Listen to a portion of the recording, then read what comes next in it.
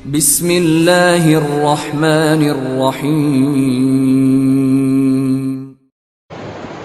السلام عليكم ورحمة الله وبركاته. الحمد لله رب العالمين، والصلاة والسلام على أشرف المرسلين وعلى آله وصحبه وسلم. إن الحمد لله نحمده ونستعينه ونستغفره ونؤمن به ونتوكل عليه، ونعوذ بالله من شرور أنفسنا ومن سيئات أعمالنا. من يهده الله فلا مضل له ومن يضلله فلا هادي له، وأشهد أن لا إله إلا الله وحده لا شريك له، وأشهد أن محمدا عبده ورسوله. قال الله تعالى: يا أيها الذين آمنوا اتقوا الله حق تقاته ولا تموتن إلا وأنتم مسلمون. وقال تعالى أيضا: يا أيها الناس اتقوا ربكم الذي خلقكم من نفس واحدة وخلق منها زوجها وبث منهما رجالا كثيرا ونساء، واتقوا الله الذي تساءلون به والأرحام إن الله كان عليكم رقيبا. وقال تعالى أيضا: يا أيها الذين آمنوا اتقوا الله وقولوا قولا سديدا يصلح لكم أعمالكم ويغفر لكم ذنوبكم، ومن يطع الله ورسوله فقد فاز فوزا عظيما. صدق الله العلي العظيم.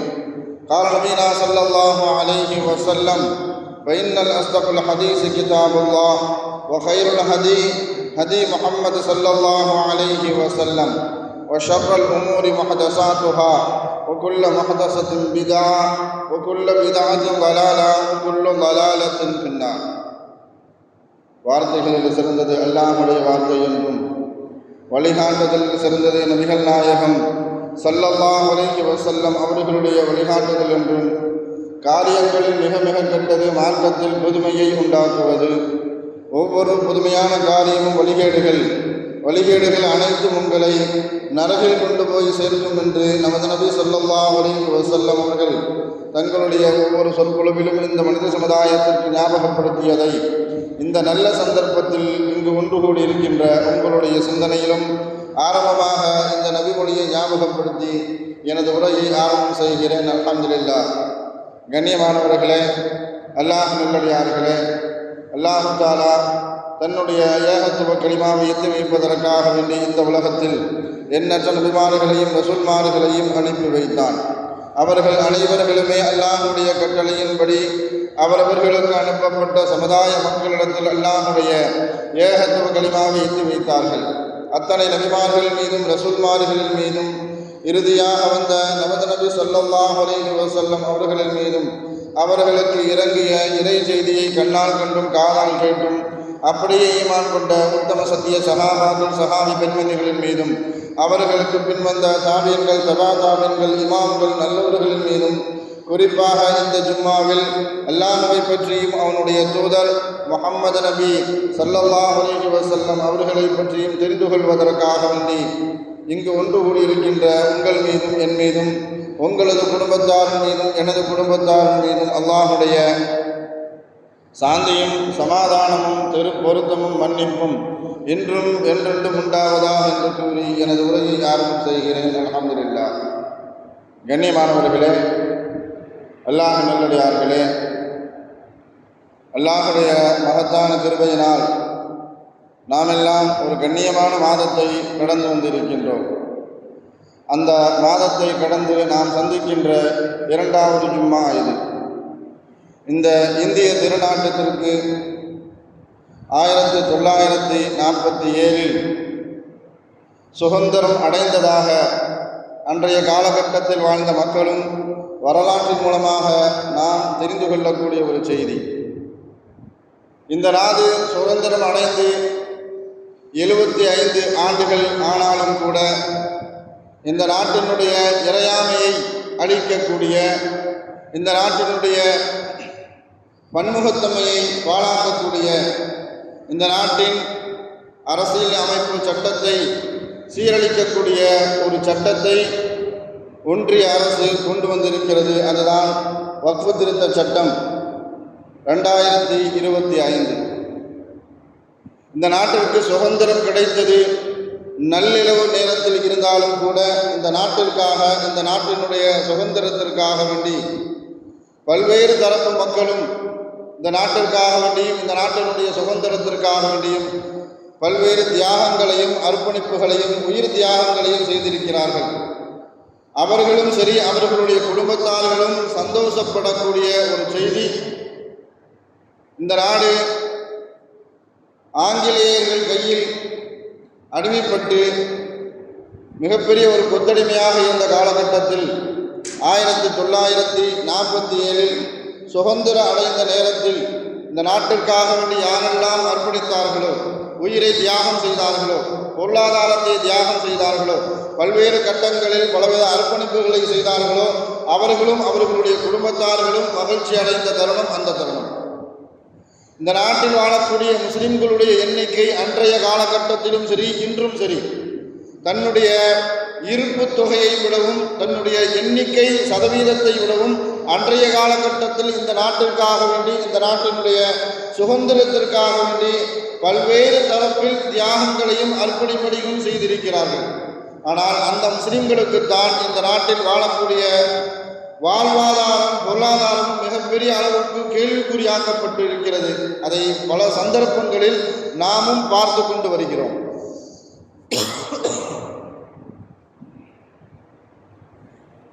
இந்த நாட்டினுடைய பொருளாதாரத்திலும் சரி, பல்வேறு தரப்பிலும் சரி, இந்த முஸ்லிம் சமூகம் அதிகப்படியான ஒத்துழைப்பை தந்து வந்திருக்கிறது.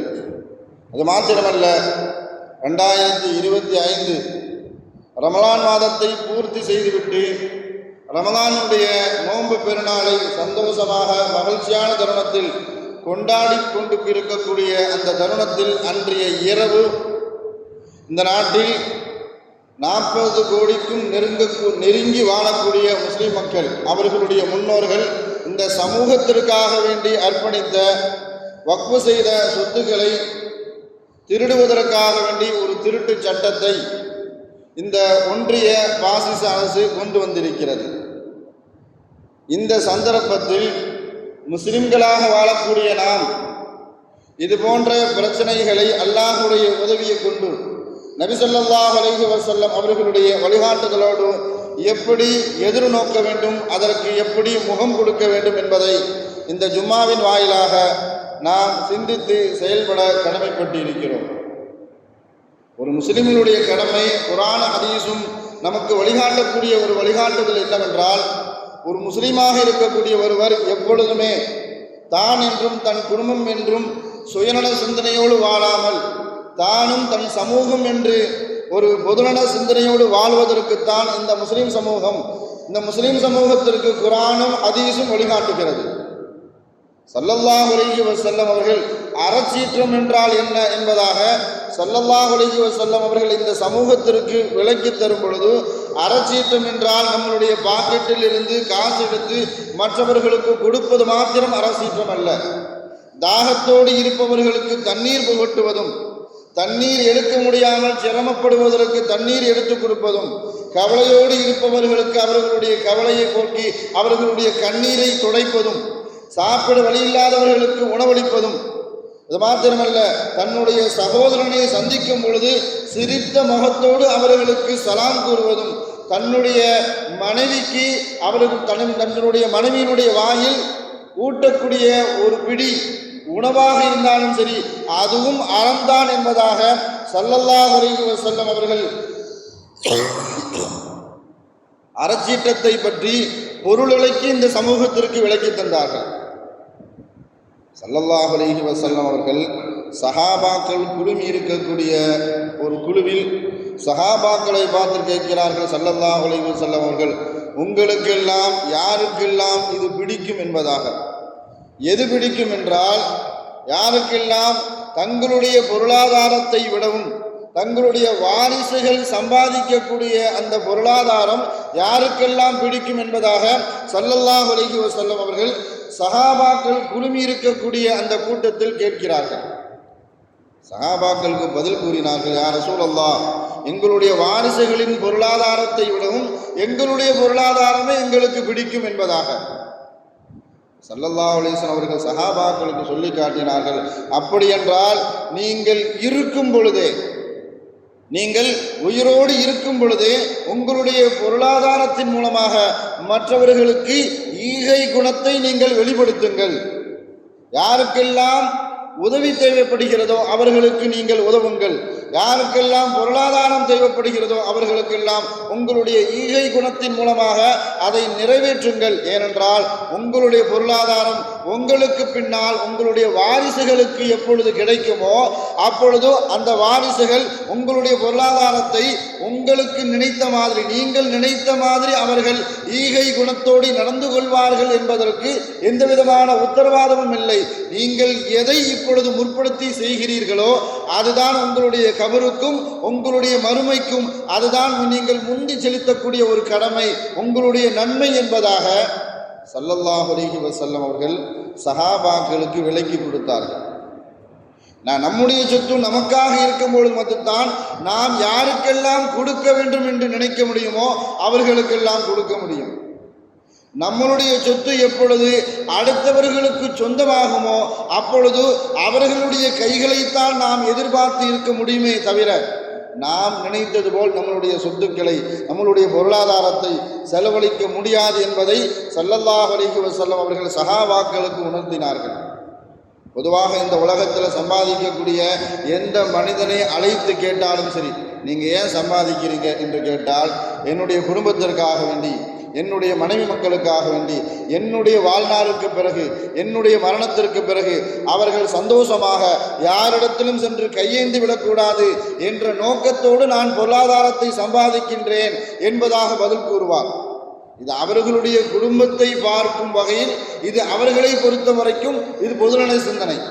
சமூகத்தை பார்க்கும் வரைக்கும் இது சுயநல சிந்தனையோடு தான் சமூகம் பார்க்கும். ஏனென்றால் நான், என்னுடைய குடும்பம் என்றோடு அவர்களுடைய சிந்தனை நின்று விடுகிறது.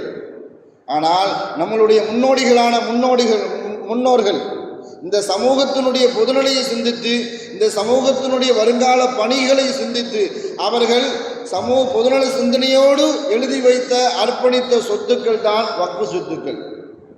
வக்ஃபு என்றால் நிறுத்து என்று அர்த்தம், நிறுத்துதல் அல்லது நிறுத்து என்று அர்த்தம். இந்த சமூகம் அதை எப்படி விளங்கி கொண்டதோ தெரியல, வக்ஃபையே நிறுத்திட்டாங்க. வக்ஃபு செய்கிறதே என்ன செஞ்சிட்டாங்க, இந்த சமூகம் நிறுத்தி விட்டார்கள். இப்போ யாருமே வக்ஃபு செய்யக்கூடிய சூழலில் இல்லை. இது பல காரணங்களை நாம் குறிப்பிட்டு கூட காட்ட முடியும். ஒருவேளை பொருளாதாரத்தின் மீது கொண்ட மோகமாக இருக்கலாம், அல்லது உலகத்தின் மீது கொண்ட ஆசையாக இருக்கலாம், அல்லது சொத்து பத்துக்களை சேர்க்க வேண்டும் என்ற பேராசையாக இருக்கலாம், அல்லது தன்னுடைய கண்களுக்கு முன்னால் வக்ஃபு சொத்துக்களெல்லாம் அபகரிக்கப்பட்டு அதன் மீது அத்துமீறுதல் நடக்குவதை பார்த்து நாம் வக்ஃபு செய்தாலும் நம்மளுடைய வக்ஃபு சொத்துக்கும் இதுதான் நிலைமையோ என்னவோ என்று நினைத்து கூட வக்ஃபை நிறுத்தி இருக்கலாமோ என்ற எண்ணம் இப்பொழுது நமக்கு தோன்றுகிறது. ஆனால் ஒருவர் ஒரு நிறுவனத்திற்கோ அல்லது ஒரு பள்ளிவாசலுக்கோ அல்லது ஒரு மதரசாவுக்கோ அல்லது ஒரு ட்ரஸ்ட்டுக்கோ ஒரு தடவை வக்ஃபு செய்துவிட்டால் அது கியாமத்து வரைக்கும் வக்ஃபு தான். அதில் எந்த விதமான மாற்று கருத்தும் இல்லை. அதுதான் குர்ஆனும் ஹதீஸும் நமக்கு வழிகாட்டும். ஆனால் நம்மளுடைய மூதாதையர்களான முன்னோடிகள் எந்த அளவுக்கு தூரநோக்கு சிந்தனையோடு சமூகத்தின் மீது அக்கறை கொண்டு அர்ப்பணிப்பு செய்திருக்கிறார்கள், வக்ஃபு செய்திருக்கிறார்கள் என்று பார்க்கும் பொழுது மிகப்பெரிய பிரமிப்பையும் ஆச்சரியத்தையும் நமக்கு ஊட்டுகிறது. ஏனென்னா தாங்கள் வாழக்கூடிய பகுதிகள் அல்லாமல், அவரவர் வாழக்கூடிய பகுதிகள் ஊர்கள் அல்லாமல் அவரவர் வாழக்கூடிய தேசத்தையும் தாண்டி பல்வேறு இடங்களில் நடைபெறக்கூடிய நற்பணிப்புகளுக்காக வேண்டி நம்மளுடைய சமூகத்தினுடைய முன்னோடிகள் வக்ஃபுகள் செய்திருக்கிறார்கள். எந்த அளவுக்குன்னு சொன்னால், எகிப்தில் இருக்கக்கூடிய கைரோவில் இயங்கி வரக்கூடிய ஜாமிஉல் அஸ்ஹர் பல்கலைக்கழகத்திற்கு ஸ்ரீலங்காவில் சொத்து இருக்கு, வக்ஃபு சொத்து. அது மாத்திரமல்ல, இந்தோனேஷியாவில் 90% சொத்துக்கள், வக்ஃபு சொத்துக்கள் வருமானம் ஜாமிஉல் அஸ்ஹருக்கு வருடம் 90% சென்று கொண்டு இருக்கிறது. சுமத்ரா பகுதியில் இருக்கக்கூடிய வாழக்கூடிய மக்களும் சரி, அங்கு யார் மூத்தானாலும் அங்கு நிகழக்கூடிய முதல் கேள்வி, உங்களுடைய தந்தை உங்களுக்கு எவ்வளவு சொத்தை விட்டு சென்றிருக்கிறார், ஜாமிஉல் அஸ்ஹருக்கு எவ்வளவு சொத்தை எழுதி வைத்திருக்கிறார். இதுதான் அந்த தரப்பினுடைய மக்களுடைய கேள்வி. அது மாத்திரமல்ல, தெற்காசியாவில் பல பகுதிகளில் ஜாமியுல் அஸ்கருக்கு வக்ஃபு சொத்துக்கள் உண்டு. இப்படி தான் வாழக்கூடிய பகுதிகளையும் தாண்டி, தன்னுடைய தேசத்தையும் தாண்டி மற்ற இடங்களில் நடைபெறக்கூடிய இஸ்லாமிய நற்பணிப்புகளுக்காக வேண்டி நம்மளுடைய முன்னோர்கள் சொத்துக்களை அர்ப்பணித்திருக்கிறார்கள். அதே மாதிரி தான் தமிழகத்தை எடுத்துக்கொண்டாலும் சரி, இந்திய அளவில் எடுத்துக்கொண்டாலும் சரி, ஆங்காங்கே இருக்கக்கூடிய மிகப்பெரிய பள்ளிவாசல்கள், பிரம்மாண்டமாக தெரியக்கூடிய பள்ளிவாசல்களாக இருந்தாலும் சரி, பல்கலைக்கழகங்களாக இருந்தாலும் சரி, பள்ளிக்கூடங்களாக இருந்தாலும் சரி, மதரசராக்களாக இருந்தாலும் சரி, ட்ரஸ்டுகளாக இருந்தாலும் சரி, அவரவர் வாழக்கூடிய பகுதிகளை தாண்டி மற்ற இடங்களில் அவரவர்களுக்கு வக்ஃபு சொத்துக்கள் உண்டு. உதாரணத்துக்கு சொல்ல போனால், திருவிதாங்கூர் கோட்டில் இயங்கி வரக்கூடிய ஒரு நிறுவனத்திற்கு நாகர்கோயில் ஜங்ஷனில் ஒரு சொத்து இருக்குது. அதே மாதிரி திருநெல்வேலியில் இருக்கக்கூடிய ஒரு பள்ளிவாசலுக்கு சென்னையில் சொத்து இருக்குது. இப்படி பல இடங்களில் அவரவர் வாழக்கூடிய பகுதிகளையும் தாண்டி மற்ற இடங்களில் அவரவர் வாழக்கூடிய பகுதிகளையும் தாண்டி மற்ற இடங்களில் சொத்துக்களை பதிவு வைத்திருக்கிறார்கள். ஆனால் இந்த சொத்துக்களின் மீது தான் பாசிச அரசாங்கத்தினுடைய கண் பார்வை பட்டு இருக்கிறது. தமிழில் ஒரு பழமொழி சொல்லுவாங்க, பொது சொத்துல கை வச்சா என்ன ஆகும், சிவன் சொத்துல கை வச்சா கொலை நாசம்னு சொல்லுவாங்க. நம்ம பாஷையில் சொல்ல போகிறதா இருந்தால், அல்லாஹுடைய சொத்துல யாராவது கை வைத்தால் அவர்களுடைய சந்ததிகளே நாசமாகிவிடும் என்பதுதான் குர்ஆனுடைய பகிரங்கமான எச்சரிக்கை. அல்லாஹ் எந்த அளவுக்கு சொல்லி காட்டுவான்னு சொன்னால், நுட்பமான வார்த்தைகளை அல்லாஹு தஆலா பயன்படுத்துவான். ஒமை யகுலுல் யஅதி பிமா கல்ல யௌமுல் கியாமா, யார் பொது சொத்தின் மீது மோசடியை அபகரிப்பார்களோ, மோசடித்தனமாக அதை அபகரித்துக் கொள்வார்களோ, அந்த மோசடி செய்த அதே சொத்துக்களுடன் தான் மறுமையில் அவர்கள் கியாமத்தில் வருவார்கள் என்பதாக அல்லாஹ் குர்ஆனில் சொல்லி காட்டுவான். ஸல்லல்லாஹு அலைஹி வஸல்லம் அவர்கள் சொல்லி காட்டிய ஒரு ஹதீஸு கூட நமக்கு ஞாபகத்துக்கு வரும். யாராவது அடுத்தவர்களுடைய இடத்திலிருந்து ஒரு ஜான் அளவுக்கு இடத்தை அபகரித்தால் கூட கியாமத்தில் அதுபோன்று பல மடங்கு இடத்தை அவர்களுடைய கழுத்தில் அல்லாஹு தஆலா போட்டு கியாமத்தில் அழைத்து வருவான் என்பதாக ஸல்லல்லாஹு அலைஹி வஸல்லம் அவர்களுடைய பகிரங்கமான எச்சரிக்கை. அல்லாஹ் பயன்படுத்தக்கூடிய வார்த்தை எப்படிப்பட்ட வார்த்தைன்னு சொன்னால், யாராவது திருடினால் என்ற வார்த்தையை அல்லாஹ் பயன்படுத்தலை. ஏன்னா திருட்டு என்ற வார்த்தைக்கு அல்லாஹ் குர்ஆனில் கசரத் என்ற வார்த்தை அல்லாஹு தஆலா பயன்படுத்துவான். இங்கே திருட்டு என்ற வார்த்தை எல்லாம் பயன்படுத்தலை. மாத்திரமல்ல, மார்க்க அறிஞர்கள் எல்லாம் சொல்லி காட்டுவார்கள், கபரஸ்தானில் மையத்தின் மீது போடப்பட்டு இருக்கக்கூடிய கஃன் துணியை திருடுபவனுக்கு கூட கப்பாஸ் என்ற ஒரு வார்த்தை உண்டு, அந்த கஃன் துணியை திருடுபவனுக்கு. ஆனால் அல்லாஹ் என்ன பொது சொத்தை திருடுவதற்கு அல்லாஹ் பயன்படுத்தக்கூடிய வார்த்தை என்ன வார்த்தைன்னு சொன்னால், உலூல் என்ற வார்த்தை அல்லாஹு தஆலா பயன்படுத்துவான். இங்கே சமுதாயத்தில் பார்க்கும் பொழுது, நாடு முழுவதும் பார்க்கும் பொழுது நமக்கு அதிகமான பேர் உலூல்களாகத்தான் தெரிகிறார்கள். என்ன ஸல்லல்லாஹு அலைஹி வஸல்லம் அவர்கள் திருமதி கிதாபில் முதல் பாடத்தில் பதிவு செய்யக்கூடிய ஒரு ஹதீஸு, லா தக்புலு ஸலாத்து துஹூர் வலா ஸதகத்துன் மின் உலூல், சுத்தமில்லாமல் எப்படி தொழுகை ஏற்றுக்கொள்ளப்படாதோ அதே மாதிரி அபகரிப்பு செய்யப்பட்ட பொருளில் இருந்து நீங்கள் தர்மம் செய்தால் அந்த தர்மமும் ஏற்றுக்கொள்ளப்படாது என்பதாக ஸல்லல்லாஹு அலைஹி வஸல்லம் அவர்கள் தெளிவாக இந்த சமூகத்திற்கு எடுத்துரைப்பார்கள். அபகரிப்பு செய்யப்பட்ட பல வக்ஃபு சொத்துக்களை பார்க்கும் பொழுது கிட்டத்தட்ட வக்ஃபு வாரிய சட்டம் வரப்போகிறது என்று எப்பொழுதோ பேச்சு அடிபட்டதோ அன்றைய தினத்திலிருந்து இன்று வரைக்கும் சமூக வலைதளத்தில் யாரெல்லாம் வக்ஃபு சொத்துக்களை அபகரித்து வைத்திருக்கிறார்கள், யாருடைய சொத்தையெல்லாம் அபகரித்து வைத்திருக்கிறார்கள் என்று மிகப்பெரிய ஒரு பட்டியலையே சமூக வலைதளத்தில் பதிவு செய்தார்கள். அதிகமான மாற்று மத சகோதரர்கள் தான் முஸ்லிம்களுடைய வக்ஃபு சொத்துக்களை அபகரித்து வைத்திருக்கிறார்கள். அந்த பள்ளிவாசலுக்கு சொந்தமான பெட்ரோல் பல்கு இந்த பள்ளிவாசலுக்குடைய வக்ஃபு சொத்து, அந்த பஸ் ஸ்டாண்டு இந்த ட்ரஸ்டினுடைய வக்ஃபு சொத்து, அந்த திரையரங்கம் அந்த தியேட்டர் இந்த காலேஜினுடைய வக்ஃபு சொத்து என்பதாக ஒரு பட்டியலையே இட்டிருக்கிறார்கள். நான் வருத்தத்துக்கூடிய ஒரு செய்தி என்னன்னு சொன்னால், மாற்று மத சகோதரர்கள் வக்ஃபு சொத்தின் மீது கை வைத்து அல்லாஹ்வுடைய பயம் இல்லாமல் அலைகிறார்கள் என்றால், நம் சமூகத்தில் இருக்கக்கூடிய முஸ்லீம்கள் கூட வக்ஃபு சொத்தின் மீது எந்த அளவுக்கு அத்துமீறுகிறார்கள் என்று பார்க்கும் பொழுது அல்லாஹ் குர்ஆனில் சொல்லி காட்டும் பொழுது அவர்களுடைய சந்ததியே இருக்காது, அவர்களுடைய சந்ததியில் நான் பாதிப்பை ஏற்படுத்துவேன் என்று சொல்லியும் கூட அதன் மீது எந்த விதமான கவலையோ ஒரு பயமோ இல்லாமல் மிகப்பெரிய அதில் சொல்லி காட்டாங்க, இதெல்லாம் என்னுடைய தொழில் யுக்தி. ஒரு மதரசாவுக்கோ ஒரு பல்கலைக்கழகத்திற்கோ ஒரு பள்ளிவாசலுக்கோ சொந்தமான ஒரு தோட்டம் துறவோ அல்லது கடைகளோ அல்லது பாத்திரங்களோ, சமையல் பாத்திரங்களோ அல்லது சமையல் சேர்களோ இதையெல்லாம் வாடகைக்கு எடுத்துக்கொண்டு உள்வாடகைக்கு விடுவது எந்த அளவுக்கு நியாயம் சொல்லி தெரியல. ஒரு பள்ளிவாசலுக்கு சொந்தமான கடைகள் இருக்கிறது அல்லது தோட்டம் துறைவீடுகள் இருக்கிறது, அதை ஒரு நிர்வாகம் நிர்வகிக்கிறார்கள் என்று சொன்னால் அந்த சொத்தின் மீது எந்த அளவுக்கு கண்ணும் கருத்துமாக ஒரு விஷயத்தை நன்றாக விளங்கிக் கொள்ள வேண்டும். உலகத்தில் எந்த மூலையில் வக்ஃபு சொத்து இருந்தாலும் அதற்கு ஓனர்ஷிப் அல்லாஹ் மட்டும்தான்.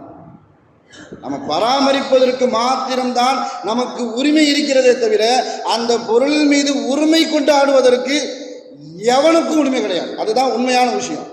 ஆனால் நம்மளுடைய சிந்தனை, நம்மளுடைய செயல்பாடு எப்படி மாறிக்கொண்டு வருகிறது என்று சொன்னால், ஒரு பள்ளிவாசல் சம்பந்தப்பட்ட கடைகளாக இருந்தாலும் சரி, மேல் மேல் கடை ஒரு 3000 ரூபா, கீழ்கடை 3500 ரூபான்னு சொன்னால் இவர் ஒருவரிடத்திலிருந்து பணத்தை வாங்கி கொண்டு நிர்வாகத்தில் ஒப்படைத்து கொண்டு இவர் உள்வாடைக்கு விடுவது அது ஒரு பெரிய புத்திசாலித்தனம் அப்படின்னு நினச்சிக்கிட்டு இருக்கிறாங்க. எந்த அளவுக்குன்னு சொன்னால், பள்ளிவாசல்ல இருந்து 3500 ரூபா அல்லது 3000 ரூபா என்று நிர்ணயித்த பிறகும் கூட இவர் உருவாய்க்கு எப்படி விடுவார்னு சொன்னால், மேல்கடை 3500, கீழ்கடை 4000 ரூபா. இவர் 1000 ரூபா லாபத்தை வச்சு இவருக்கு அந்த நிர்வாகத்திற்கும் எடுத்து கொடுத்தவருக்கும் எந்த சம்பந்தமும் இருக்காது, எந்த உழைப்பும் இருக்காது. ஆனால் ஏங்க இப்படி நடக்கிறீங்க அப்படின்னு கேட்டால், அவருக்கு சொந்தக்காரரு, இவர் தலைவருக்கு சம்பந்தக்காரரு, இவர் செயலாளருக்கு மிகப்பெரிய நெருக்க சொந்தம், அவர் ஊர்லேயே மிகப்பெரிய ஒரு குடும்பம், அவர்கிட்ட போய் யாரும் பேச முடியாது, இப்படி சொல்லிவிட்டு தட்டி கழிக்கிறார்களே தவிர அதன் மீது எந்த கவனமும் செலுத்துவதற்கு யாருக்கும் எந்த தைரியமும் வரல. அதுதான் நிதர்சனமான உண்மை. எந்த அளவுக்குன்னு சொன்னால், அல்லாஹ் குர்ஆனில் சொல்லி காட்டும் பொழுது ஒமையகுலுல், இவர்களெல்லாம் பொது சொத்தை அபகரித்த மோசடிக்காரர்கள். அந்த மோசடியில் யாரெல்லாம் சம்பந்தப்பட்டு இருக்கிறார்களோ அதில் அவர்களுடைய குடும்பமே நாசமாகிவிடும் என்பதாக அல்லாஹ் குர்ஆனில் பகிரங்கமாக எச்சரிக்கும் பொழுது, இதில் எந்த விதமான பயமும் இல்லாமல் மாற்று மத சகோதரர்கள் தான் முஸ்லிம்களுடைய வக்ஃபு சொத்தின் மீது ஆதிக்கம் செலுத்துகிறார்கள், அபகரித்துக் கொள்கிறார்கள், மோசடி செய்கிறார்கள் என்று சொன்னால், முஸ்லிம்களே இப்படி நடந்து கொள்ளும் பொழுது யார்கிட்ட போய் சொல்ல முடியும்? இவ்வளவு சொத்துக்கள் இருக்குது என்பது அரசாங்கத்துக்கு தெரிந்ததை நம் மூலமாகத்தான். சில பேர் அந்த ஊரில் இருக்கக்கூடியவங்க இந்த அநியாயத்தை எல்லாம் பார்த்து கோர்ட்டில் போய் கேஸ் போடுவாங்க. இவ்வளவு சொத்துக்களை இவர்கள் அநீதமாக தனி மனிதனாக அனுபவித்து கொண்டு இருக்கிறார்கள், இதை நீங்கள் கேட்டு தரணும் என்பதாக கோர்ட்டில் தீர்ப்பு வரும். கிட்டத்தட்ட அந்த அந்த அந்த வழக்கே 10 வருஷம் 15 வருஷம் என்ன செஞ்சுக்கிட்டே இருக்கும், இழுத்துட்டு போயிட்டே இருக்கும். இப்படித்தான் முஸ்லிம்களுடைய வக்ஃபு சொத்துக்கள் அரசாங்கத்திற்கு தெரிய ஆரம்பித்ததே இந்த அநீதத்தின் மூலமாகத்தான். ஒரு விஷயத்தை நன்றாக ஞாபகத்தில் வைத்துக் கொள்ள வேண்டும். எந்த ஒரு தனி மனித உரிமைக்காக வேண்டி நம்மளுடைய முன்னோடிகள் வக்ஃபு செய்யலை. சமூகத்தினுடைய அக்கறை கொண்டு சமூகத்தினுடைய நலப்பணிக்காக வேண்டித்தான் வக்ஃபு செய்தார்களே தவிர ஒரு தனி மனித உபயோகத்திற்காக வேண்டி, ஒரு தனி மனித சம்பாத்தியத்திற்காக வேண்டி வக்ஃபு செய்யவே இல்லை. இந்தியாவிலேயே அதிகப்படியான சொத்துக்கள் துறைகள் இருக்கிறது அப்படின்னு சொன்னால், இராணுவத்திற்கு கிட்டத்தட்ட 17 லட்சத்து ஏக்கர் நிலம் இராணுவத்துக்கு இருக்குது. அடுத்தபடியாக ரயில்வே துறைக்கு சொத்துக்கள் இருக்குது. அதுக்கு அடுத்தபடியாகத்தான் வக்ஃபு வாரியத்திற்கு கிட்டத்தட்ட 7,85,934 நிலங்கள் மாத்திரமல்ல சொத்துக்கள் இந்தியா முழுவதும் இருக்கிறது. தமிழ்நாட்டில் மாத்திரம் 60,000 சொத்துக்கள் தமிழ்நாட்டில் மட்டுமே இருக்குது. நம்ம முன்னோடிகள் எல்லாம் நம்ம சமூகத்தின் மீது அக்கறை கொண்டதின் காரணமாகத்தான் இவ்வளவு சொத்துக்கள் மற்ற முஸ்லீம்கள் நாடுகள் இல்லாத அளவுக்கு இந்தியாவில் இந்த அளவுக்கு சொத்துக்கள் இருக்குது அப்படின்னு சொன்னால் சமூகத்தின் மீது கொண்ட அக்கறையின் காரணமாகத்தான்.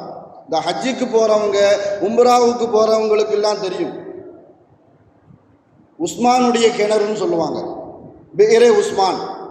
அந்த கிணறு இஸ்லாத்திற்கு முஸ்லிம்களுக்கு எப்படி அர்ப்பணி செய்யப்பட்டது என்பதை வரலாறை பார்க்கும்போது மிகப்பெரிய பிரமிப்பாக இருக்கும். ஸல்லல்லாஹு அலைஹி வஸல்லம் அவர்கள் மதீனாவுக்கு வந்த காலகட்டத்தில் முஸ்லிம்களுக்கு தண்ணீர் பற்றாக்குறை, தண்ணீருடைய தேவை அதிகம், ஆனால் தண்ணீர் பற்றாக்குறை. ஒரே ஒரு கிணறு, யூதனுக்கு சொந்தமான ஒரு கிணறு இருந்தது, பிஹ்ரே ரூமான் என்ற ஒரு கிணறு. அதுதான் பிற்காலகட்டத்தில் பிஹ்ரே உஸ்மான் என்று பெயர் மாற்றப்பட்டது. அந்த பிஹ்ரே ரூமானை யாராவது முஸ்லிம்களுக்கு வாங்கி அர்ப்பணிப்பு செய்தால் சொர்க்கத்தை நான் வாங்கி தருகிறேன் என்பதாக ஸல்லல்லாஹு அலைஹி வஸல்லம் அவர்கள் எப்பொழுது வாக்குறுதி கொடுத்தார்களோ, இது சஹாபாக்களுக்கு சொல்ல வேண்டுமா? சொர்க்கத்திற்காக வேண்டி எதையும் இழக்குவார்கள், ஆனால் எதற்காக வேண்டியும் சொர்க்கத்தை இழக்க மாட்டார்கள் சஹாபாக்கள். உஸ்மான் ரலியல்லாஹு தஆலா அன்ஹு அந்த சம்பந்தப்பட்ட அந்த கிணறுனுடைய யூதன்கிட்ட போய் பேசுகிறாங்க. நீ கேட்குற தொகையை எவ்வளோ இருந்தாலும் நான் தந்துறேன், அந்த கிணறை எனக்கு பாதி கொடுன்னு கேட்டாங்க. முழுமையாக கேட்கல, இந்த கிணறை எனக்கு பாதி கொடு, நீ எவ்வளவு தொகை கேட்டாலும் நான் தந்துடுறேன்னு சொன்னாங்க உஸ்மான் ரலியல்லாஹு. அவனுக்கு இந்த கேள்வி பைத்தியக்காரத்தனமாக தெரிஞ்சு, என்ன முழுசாக கேட்டால் கூட நான் கொடுத்துருப்பேன். ஆனால் உஸ்மான் ரலியல்லாஹு பாதியை தான் கேட்குறாங்க. எப்படி பாதி எப்படி தர முடியும் என்பதாக அந்த யூதன் என்ன செய்கிறான், கேட்குறான். பாதி என்றால் ஒரு நாள் முஸ்லிம்கள் அந்த கிணத்திலிருந்து தண்ணீர் எடுப்பார்கள், மறுநாள் நீ உபயோகப்படுத்திக்கோ. நீ உபயோகப்படுத்தும் பொழுது முஸ்லிம்கள் வரமாட்டார்கள், முஸ்லிம்கள் உபயோகப்படுத்தும் போது நீ வரக்கூடாது.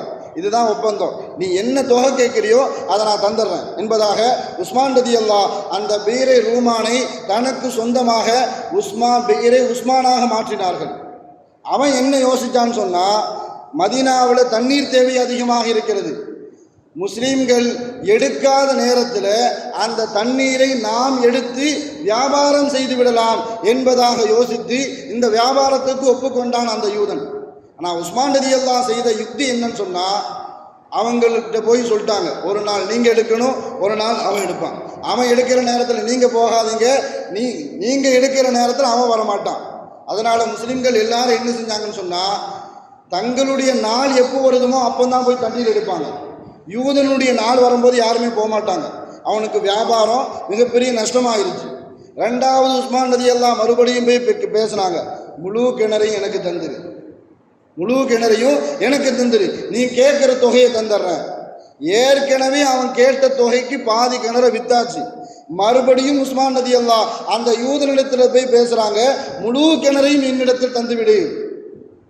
முழு கிணறையும் உஸ்மான் ரலியல்லாஹு தஆலா அன்ஹு முஸ்லிம்களுக்காக வேண்டி அர்ப்பணித்தார்கள்.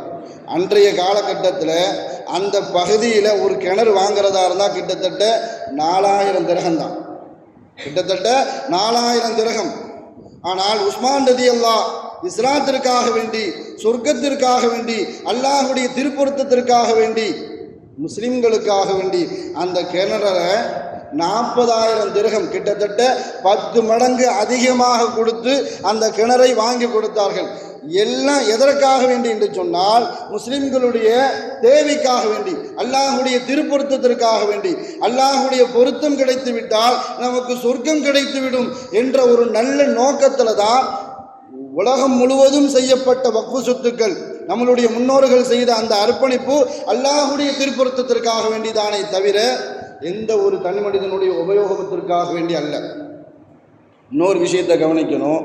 இந்த சட்டத்தை கொண்டு வந்த அந்த சட்டத்துறை அமைச்சர் சொல்லக்கூடிய ஒரு செய்தி, நாங்கள் இந்த சட்டத்தை எதற்காக வேண்டி கொண்டு வந்திருக்கிறோம், முஸ்லிம்களுடைய உயர்வுக்காக வேண்டி, அவர்களுடைய பொருளாதார வளர்ச்சிக்காக வேண்டி, முஸ்லிம்களுடைய நலனுக்காக வேண்டி நாங்கள் இந்த சட்டத்தை கொண்டு வந்திருக்கிறோம் என்பதாக. இது நினைக்கும் போது எப்படி தோணுது அப்படின்னு சொன்னால், ஆடு நனையுதுன்னு ஓனாய் கவலைப்பட்ட கதையாக தான் இருக்குது.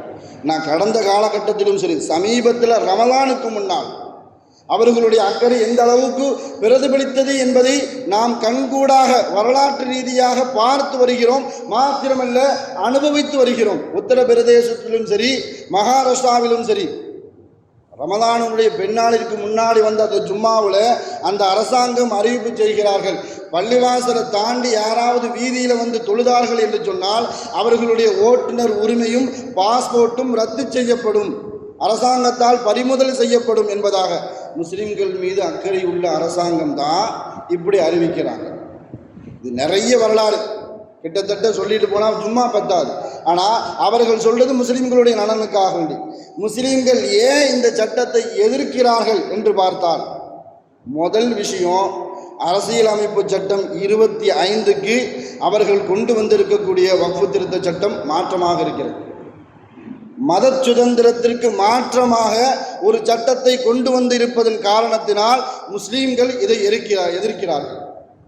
ரெண்டாவது விஷயம், யாராவது நம்ம பல ஆண்டு காலமாக பல கோடி சொத்துக்களை ஒரு நிர்வாகம் நிர்வகித்து வருகிறது, ஒரு ஊர்க்காரர்கள் நிர்வகித்து வருகிறார்கள் அப்படின்னு சொன்னால், அந்த சொத்தின் மீது யாருக்காவது சந்தேகம் வந்து இது வக்ஃபு சொத்து தானா என்பதை சந்தேகம் எழுப்பினால் அதை நிரூபிப்பதற்காக வேண்டி அந்த மாவட்டத்தினுடைய ஆட்சியாளர்களிடத்தில் சென்று அதை பற்றி முறையிட வேண்டும்.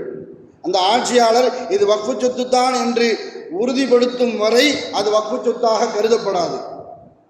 அதே மாதிரி அந்த வக்ஃபு சொத்தை உறுதிப்படுத்துவதற்காக வேண்டி அவர்கள் எந்த ஆவணத்தை கேட்பார்களோ, எந்த டாக்குமெண்ட்டை கேட்பார்களோ அதை கொண்டு போய் அவர்கள்ட்ட கொடுக்கணும். அப்படி இருந்தால் மாத்திரம்தான் அது வக்ஃபு சொத்தாக எண்ணப்படும். அப்படி இல்லை என்றால் அரசாங்கம் அதை கையகப்படுத்தும். இது 2019 NRC வரக்கூடிய நேரத்தில் அவர்கள் சொன்ன ஒரு செய்தி, நீ மட்டும் இந்தியன் என்று நிரூபித்தால் போராது, உன்னுடைய வாப்பாக்கு வாப்பா இந்தியன் தான், இந்தியாவில் தான் பிறந்தாரு, இந்த பெர்த் சர்டிஃபிகேட் பிறந்த சான்றிதழை கொண்டு வந்தால் மாத்திரம்தான் நம்மால் இந்தியன் என்று நிரூபிக்க முடியும். அதே மாதிரி தான் இந்த சட்டம். அவர்கள் எந்த ஆவணத்தை கேட்பார்களோ அதே ஆவணத்தை கொண்டு கொடுத்தால் மாத்திரம்தான் அதை வக்ஃபு சொத்து என்று நிரூபிக்க முடியுமே தவிர, அவர்கள் கேட்கின்ற ஆவணம் இல்லை என்று சொன்னால் அந்த சொத்துக்களை அரசாங்கம் கையகப்படுத்தி கொள்ளும். அடுத்த விஷயம் என்னன்னு சொன்னால், வக்ஃபு வாரியத்தில் கிட்டத்தட்ட 22 பேர் இருப்பாங்க, 22 உறுப்பினர்கள் இருப்பார்கள். அதில் 10 உறுப்பினர்கள் முஸ்லீம்கள், 12 உறுப்பினர்கள் மாற்று மத சமயத்தவர்கள். அவர்களை நமக்கு மேலதிகாரிகளாக வைத்துக்கொண்டு என்ன நினைச்சாலும் அதை செய்து முடிக்க முடியும். அடுத்த விஷயம் என்னன்னு சொன்னால், இந்த வக்ஃபு திருத்த சட்டத்தில் 44 திருத்தங்களை மாத்திரமே நாங்கள் கொண்டு வந்திருக்கிறோம் என்பதாக சொல்லக்கூடியவர்கள் 44 திருத்தங்கள் அல்ல, 115 திருத்தங்களை கொண்டு வந்திருக்கிறார்கள். எத்தனை திருத்தம்? 115 திருத்தம். எப்படின்னு சொன்னால், ஏற்கனவே இருந்த 33 விதிகளை புதியதாக சேர்த்திருக்கிறார்கள். 33 விதிகளை சேர்த்திருக்கிறார்கள். ஏற்கனவே இருந்த 44 விதிகளை அதிகப்படுத்தி மாத்திரமல்ல நீக்கி இருக்கிறார்கள். அதே மாதிரி 37 விதிகளை மாற்றி இருக்கிறார்கள். இப்படி 115 விதிகளை அவர்கள் அதிகப்படியாக சேர்த்திருப்பதன் காரணத்தினால் 44 திருத்தங்கள் அல்ல 115 திருத்தங்களை அந்த சட்டத்தில் கொண்டு வந்திருக்கிறார்கள். இன்னொரு விஷயம், ஷரியத்தினுடைய சட்டத்தின்படி வக்ஃபு சொத்துக்கள் எதற்காக வேண்டி உபயோகப்படுத்த வேண்டும் என்று முன்னோடிகள் நல்லடியார்கள் எழுதி வைத்தார்களோ அதற்கு மாற்றமாக ஒரு சட்டம் மத்திய அரசாங்கம், அதாவது ஒன்றிய அரசாங்கம் எதன்படி செலவழிக்க வேண்டும் என்று சொல்கிறதோ அந்த வழியில தான் அந்த வக்ஃபு சொத்தை உபயோகப்படுத்த முடியுமே தவிர ஷரியத்தினுடைய சட்டத்தின்படி உபயோகப்படுத்த முடியாது. உதாரணத்துக்கு சொல்ல போறதா இருந்தால், ஒரு ஆள் பள்ளிவாசலுக்காக வேண்டி ஒரு பாயை தராரு, தொழுகைக்காக வேண்டி நீங்கள் விரித்து கொள்ளுங்கள், அது தொழுகைக்காக வேண்டி மாத்திரம்தான் விரிக்க வேண்டுமே தவிர மற்ற உபயோகத்திற்காக வேண்டி அந்த பாயை உபயோகப்படுத்தக்கூடாது. ஒரு ஆள் பள்ளிவாசலுடைய மின்சார செலவுக்காக வேண்டி மாதம் மின்சார செலவு நான் கட்டிக்கிறேன் என்பதாக ஒரு ஆள் முன்னாடி வந்து சொல்கிறார் அப்படின்னு சொன்னால், அந்த ரூபாயை பள்ளிவாசலுடைய நிர்வாகத்தினுடைய மின்சாரத்திற்கு மாத்திரம்தான் செலவு செய்ய வேண்டுமே தவிர மற்றபடி வேற எந்த செலவுக்காக வேண்டியும் அந்த ரூபாவை பயன்படுத்தக்கூடாது. இதுதான் ஷரியத்தினுடைய சட்டம். ஆனால் இவர்கள் கொண்டு வந்து இருக்கக்கூடிய சட்டம் என்ன சொல்லுது அப்படின்னு சொன்னால், நாங்கள் எதன்படி செலவழிக்க வேண்டும் என்று உங்களை கட்டளை இடுகிறோமோ அதில் தான் நீங்கள் அந்த சொத்துக்களை பயன்படுத்த வேண்டும். இன்னொரு விஷயம், முன்னோர்கள் இந்த வக்ஃபு சொத்துல எந்த அளவுக்கு கடுமை காட்டி இருக்கிறார்கள் என்று பார்க்கும் பொழுது, யாராவது வக்ஃபு சொத்துக்களை அபகரித்தாலோ அல்லது அபகரித்து நினைத்தாலோ அல்லது அபகரித்து வைத்துக்கொண்டு தலை மறுத்தாலோ அவர்களுக்கு சிறை தண்டனை, ஜாமீனில் வர முடியாத அளவுக்கு சிறை தண்டனை. முன்னாடி வரைக்கும், இந்த சட்டம் வர்றதுக்கு முன்னாடி வரைக்கும் ஜாமீன்லேயே வர முடியாது, அந்த அளவுக்கு அவர்களுக்கு சிறை தண்டனை. ஆனால் இப்பொழுது அவர்கள் சட்டத்தை திருத்தி எப்படி கொண்டு வந்திருக்கிறாங்கன்னு சொன்னால், யார் வேண்டுமானாலும் வக்ஃபு சொத்தை அபகரித்து இருந்தாலும் தர மறுத்தாலும் அவர்களை கைது செய்தால் பிணையில் ஜாமீனில் வெளியே வந்து கொள்ளலாம் என்பதாக கிட்டத்தட்ட 115 திருத்தங்களை இந்த சட்டத்தின் மூலமாக கொண்டு வந்திருப்பதன் காரணத்தினால்தான் முஸ்லீம் சமூகம் இந்த சட்டத்திற்கு எதிராக போர்க்கொடி தூக்கியிருக்கிறது.